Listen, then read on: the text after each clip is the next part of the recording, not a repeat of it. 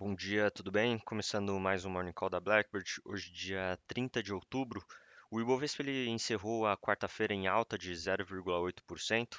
O destaque do pregão foi a decisão de juros do Fed, que reduziu a taxa em 25 bips, em linha com as expectativas do mercado. Mas quando a gente olha, por exemplo, também a sinalização, né, a sinalização de uma divergência entre os membros do comitê em relação à decisão da reunião de dezembro, acabou pesando sobre os sentimentos dos investidores, levando as bolsas americanas a caírem após o comunicado. E do lado micro, a performance do índice foi sustentada pelo sólido desempenho dos bancos, impulsionados pelos resultados positivos do Santander. E quando a gente olha os principais destaques da bolsa ontem, as ações da Hypera avançaram quase 5% depois de divulgar os resultados positivos do terceiro trimestre. E na ponta negativa, a MBRF recuou em um movimento técnico, devolvendo parte dos ganhos de 15,6% registrados no pregão anterior. E nessa quinta-feira, o destaque da agenda, ela será a divulgação ali do CAGED de setembro, além da decisão de juros na Europa e a continuidade da temporada de resultados, tanto aqui no cenário local como no internacional. Falando sobre a renda fixa, as taxas futuras de juros encerraram a sessão de ontem com abertura ao longo da curva, seguindo também o mercado internacional. Nos Estados Unidos, o movimento ele foi influenciado pela sinalização do presidente do Fed de que um novo corte em dezembro não está garantido, reduzindo expectativas de afrouxamento adicional. Quando a gente fala sobre os mercados globais, nesta quinta-feira, os futuros nos Estados Unidos eles recuam em torno de 0,1, 0,2%, depois também da reunião entre o Trump e o Xi Jinping na Coreia do Sul, que resultou em um acordo de um ano sobre terras raras e minerais críticos e na redução das tarifas sobre o fentanil para 10%. Investidores eles digerem também a nova rodada de resultados das Big Techs e a decisão do Fed.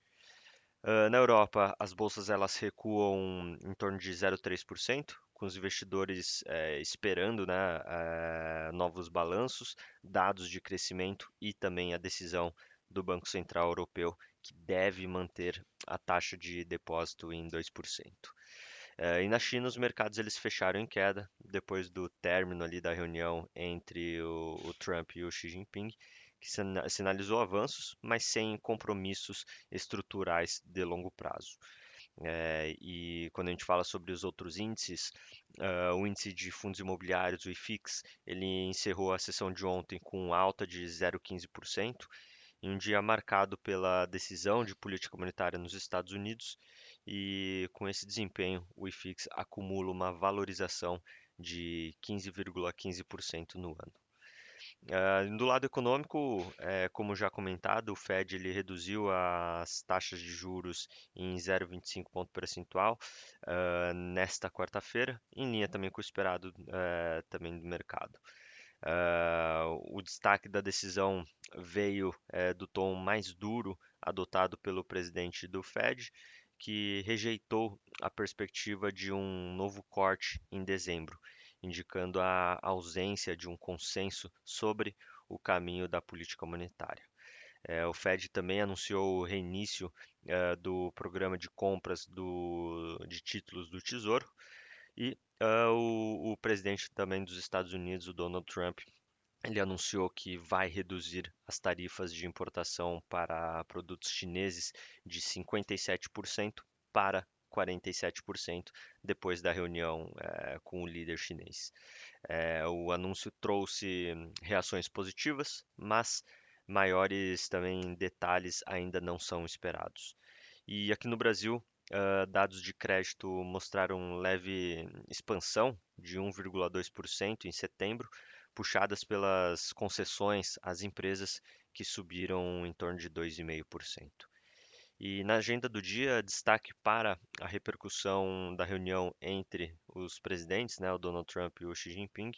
Além disso, teremos a decisão de política monetária do Banco Central da zona do euro, que deve manter as taxas de juros inalteradas.